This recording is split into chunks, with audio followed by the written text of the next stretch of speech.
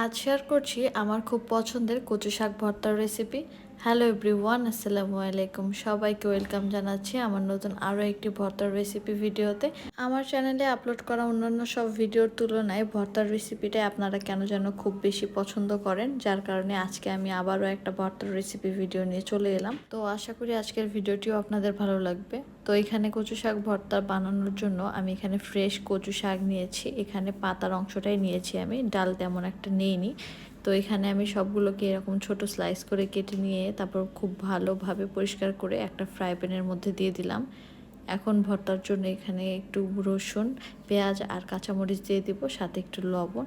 আমরা নর্মালি শাক যেভাবে রান্না করি সেভাবে এটাকে ভাপ দিয়ে সিদ্ধ করে নিতে হবে। কচু শাক অনেকেই অনেকভাবেই রান্না করে থাকে, তো আপনারা কে কীভাবে রান্না করেন অবশ্যই কিন্তু কমেন্টে জানাতে ভুলবেন না। শাকগুলো সিদ্ধ হয়ে যাওয়ার পরে এখন রান্নার রেগুলার তেল দিয়ে শাকগুলোকে ভেজে নিতে হবে, আর এ পর্যায়ে অনবরত নাড়াচাড়া করতে হবে। আমরা কম বেশি সবাই জানি কচু শাকে প্রচুর পরিমাণে ভিটামিন রয়েছে, যেটা আমাদের শরীরের জন্য অনেক বেশি উপকারী। আর এই কচু শাক খেলে আমাদের শরীরের রোগ প্রতিরোধ ক্ষমতা বৃদ্ধি পায়। খুব সহজলভ্য একটি সবজির মধ্যে পড়ে এই কচু শাক, যেটা চাইলে আমরা বাসার আশেপাশে থেকে সংগ্রহ করে রান্না করতে পারি। বাসায় যদি সেরকম সবজি বাজার না থাকে সেক্ষেত্রে চাইলে কিন্তু খুব সহজে এরকম মজাদার একটি ভর্তা বানিয়ে নেওয়া যায়। অলরেডি কচু শাক ভর্তা হয়ে গিয়েছে। এ পর্যায়ে যখন চলে আসবে তখন চুলাটি অফ করে এটাকে ঠান্ডা হতে দেব, আর এদিকে শুকনা মরিচ ভেজে নেব। ভর্তার ভিতরে যেহেতু কাঁচামরিচ প্রথমে দিয়েছিলাম, তো সেই হিসাবে এখন শুকনা মরিচটা একটু কম লাগবে।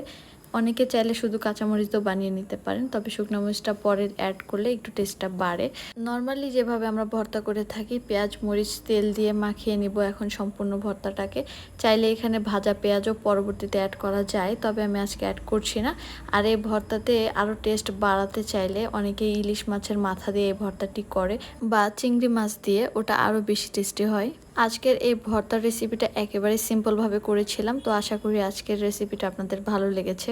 আমি অলওয়েজই ট্রাই করি আপনাদের পছন্দের ভিডিও নিয়ে আসার। তো নেক্সট ভিডিও দেখার আমন্ত্রণ জানিয়ে আজকে এখানে বিদায় নিচ্ছি। সবাই ভালো থাকবেন, সুস্থ থাকবেন। আসসালামু আলাইকুম।